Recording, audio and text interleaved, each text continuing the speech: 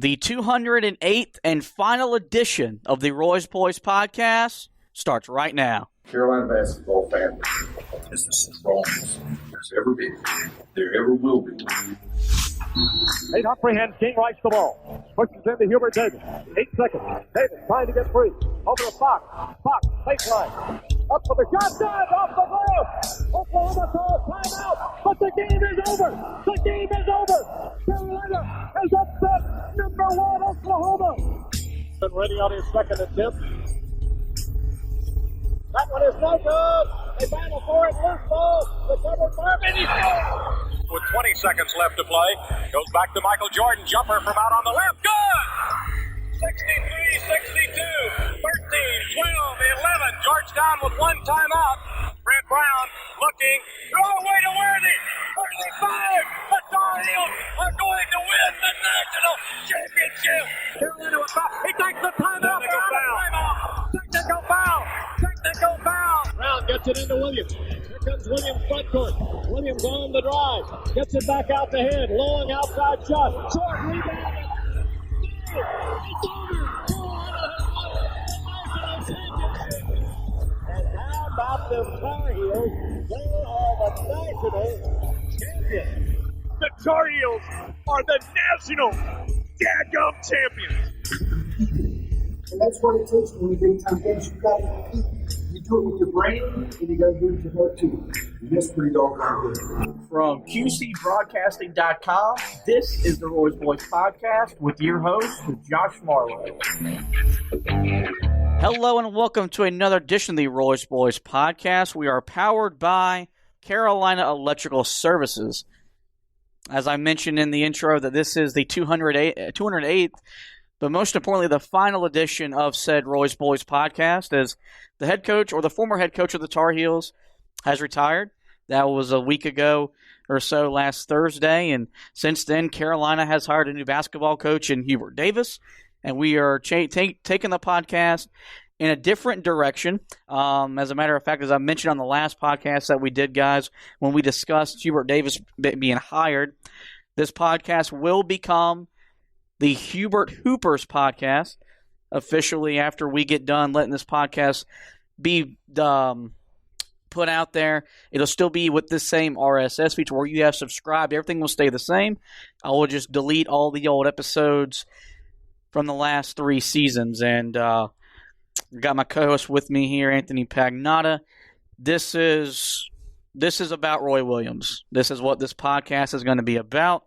We are Roy Williams, lifers. He's been our basketball coach during our entire fan period of Carolina basketball. I know for me individually, he's the reason why I love Carolina basketball the way that I do. And the reason that, for 14 years, my life has revolved around what this program has done, both on and off the court. It starts and ends with the former head coach, Hall of Fame person and coach, Roy Williams. And it's been, I've described this moment plenty of times as it's been surreal, from the moment he announced his retirement to watching him retire at his press conference, to yesterday seeing him at the Smith Center, to see Hubert Davis be introduced as the next head coach of Carolina basketball. It doesn't seem right. It doesn't seem that it's actually happened. ACC Network did a tribute to him on Monday, playing some of the best games he's coached in. And these were games that defined Carolina basketball under his watch. You had the game at Duke in 2006 when Tyler Hansborough hit a 3 and they beat Duke on senior night. The 19-point comeback against Miami in the 2011 ACC tournament. Very vivid memories, moments of our Carolina basketball fandom. And it hasn't been easy. I'm not going to promise you that I'm not going to be able to get through this and not cry. On my way into the office today, I cried thinking about doing this podcast, thinking about that man, what he meant to Carolina basketball, the impact he's had on my life, and the fact that period of time, it's over. Yeah, I mean, it's I'm with you. I'm kind of in the same boat. It's hard to believe that he is not going to be the guy that's going to be standing on that sideline, this season coming up. It's going to be Hubert instead that's going to be in that lead chair. It's just, it's going to be strange because, for us, we've only seen him in that chair. We haven't seen anybody else. We didn't even see Matt Doherty in that chair. We grew up as guys that saw Roy Williams and, grew to really love everything about Roy Williams with the fact that, we've read his book. We've, learned everything that we possibly could about the head coach of the Tar Heels. And, this is what Carolina basketball has been for the last 18 years. And now you've got to pivot and try to find or you've got that next guy, but you're trying to find the same amount of success that you had under Roy Williams. And that's a lot to ask as we're going to kind of recap here in this edition of the podcast because, he has had a ton of special moments. You talk about the fact that he came back in 2004, made this team immediately competitive.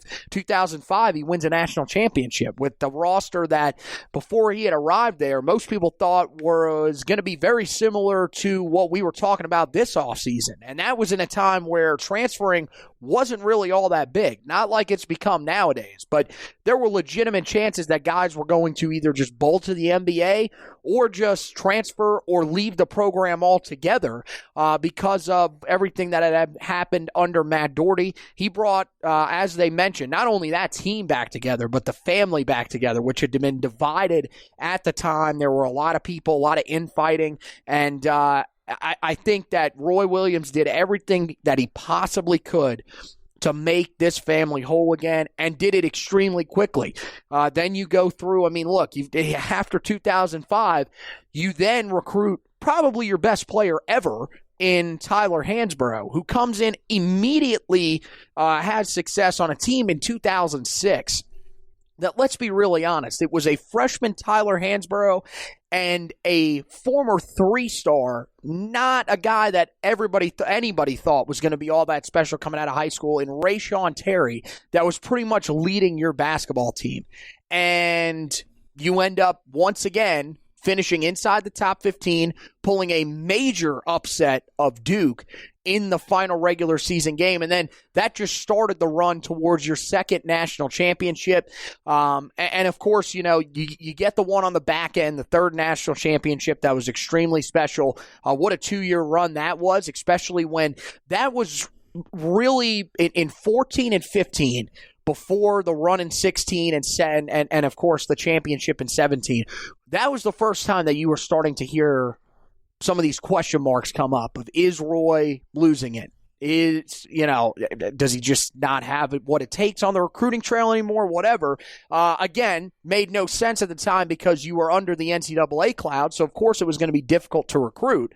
But he took all that astride and led one of the most remarkable runs in Carolina history in 16 to almost take home a national championship, and then came back in 17 with the fuel off of that 16 season to be able to win a championship. And of course, as we know, sandwiched in between that 09 and 17 championship is a team that we all thought probably should have won a championship in 2012, probably would have won a championship in a lot of people's minds, not just Carolina fans and media pundits' minds, but in the national media's minds if Kendall Marshall doesn't get hurt in that tournament. So, it just doesn't get much more legendary than Roy Williams. And not only did he do it at one school, we're talking about him doing this at Carolina. He was also one of the greatest coaches in Kansas basketball history. Now, he won't go down as the greatest coach in Kansas basketball history, mainly because he didn't win a national championship there. But if he had won a national championship there, he would probably have an argument as the greatest coach in both Kansas and North Carolina basketball history. That right there should tell you everything that you need to know about Roy Williams. It's easy to talk about the winning. And I get quoted often saying that I love winning more than I love breathing. And I have to breathe to live, but I'd much rather win. Is that the tombstone quote that we're going to be putting on there? I loved every aspect of winning the 485 games we won underneath his watch. And I got to see a lot of them during my time. My first experience to Carolina basketball wasn't a win. It was a loss. 2007 regional final to Georgetown, watching that team blow a 10-point lead to Georgetown and eventually losing that game in overtime. That's what got me hooked, and that's what sent me on a path of falling in love with this program. I've devoted my life to Carolina basketball since the 6th grade. It has been what my life revolves around every minute of every day, 365. The podcast, the writing, all that all culminated in 6th grade. And then you read his book and you learn about everything about him and how his dad was not involved and how his mom was his savior. And, it's just everything about him. The thing that made him so great is that you felt like you could relate to him in so many ways because he didn't have this joyous upbringing. Everything he has in life, he has achieved because he has busted his butt. And the places that we're getting to in our lives, and because it's been handed to us, we don't come from rich family backgrounds. We don't come from family of prosperity. The things we get, we earn through hard work, the title of his book, and that's been something since I read his book in 9th grade. That fuel, that motivation, the work ethic I have, a lot of that has been installed by hearing him sit at press conferences and talk about it. Speaking of press conferences, I have lived onto his word every day since the 6th grade, whether it was hovering over a radio to listen to his radio show every week or post-game press conferences or anything like that. The words that he say are the words that I live my life by. Some people use the Bible. I use Roy Williams. Maybe that's a messed up way to look at it, but that's the way that it is. But the impact that he has on us as people, Carolina basketball, Carolina as a university, it's exceeded more than just the basketball court. And, he often had said that during his time that he hopes he's made Coach Smith proud during his 18 years at Carolina. And I can't think of any other way to him to not be proud.